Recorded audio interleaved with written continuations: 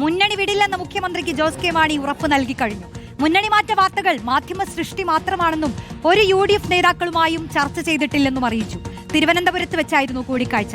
കേരള കോൺഗ്രസ് എമ്മിനെ അവിശ്വസിക്കുന്നില്ലെന്നാണ് CPIM വ്യക്തമാക്കിയത്. റഹീസ് റഷീദ് ചേരുന്നു. റഹീസ്, ജോസ് കെ മാണി ഇങ്ങനെ മുഖ്യമന്ത്രിയെ നേരിട്ട് കണ്ട് ഉറപ്പ് നൽകുന്നൊരു സാഹചര്യം എന്തായിരുന്നു? ഇത്തരം ചർച്ചകളെല്ലാം വെറും അഭ്യൂഹങ്ങൾ മാത്രമാണെന്ന് പറഞ്ഞുകൊണ്ട് തള്ളുകയാണോ ജോസ് കെ മാണി?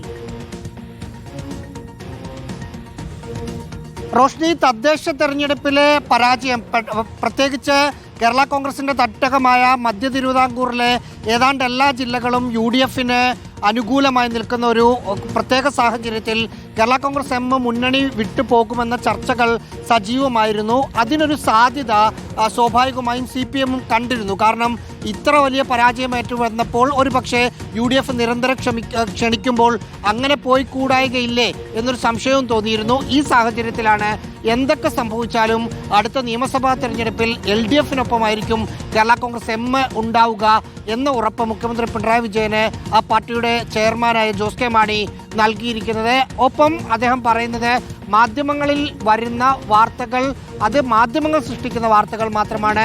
ഒരു തവണ പോലും ഒരു കോൺഗ്രസ് നേതാവുമായിട്ടോ അല്ലെങ്കിൽ ലീഗ് നേതാവുമായിട്ടോ മുന്നണി മാറ്റം സംബന്ധിച്ച ഒരു ചർച്ചകളും നടന്നിട്ടില്ല എന്ന് ജോസ് കെ മാണി പറയുകയും ചെയ്യുന്നു.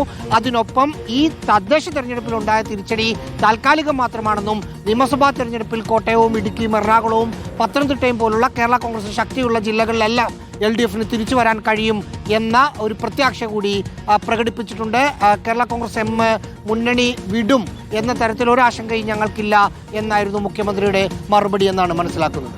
ശരി, അപ്പോൾ എന്തായാലും ജോസ് കെ മാണി മുഖ്യമന്ത്രിയെ നേരിട്ട് കണ്ട് തന്നെ ആ ഉറപ്പ് നൽകി കഴിഞ്ഞു. ഇതിലിപ്പോൾ ഇനി എന്തെങ്കിലും സംഭവിക്കാനുണ്ടോ എന്നുള്ളത് നമുക്ക് കാത്തിരുന്ന് കാണാം. അത്രേ പറയാനുള്ളൂ.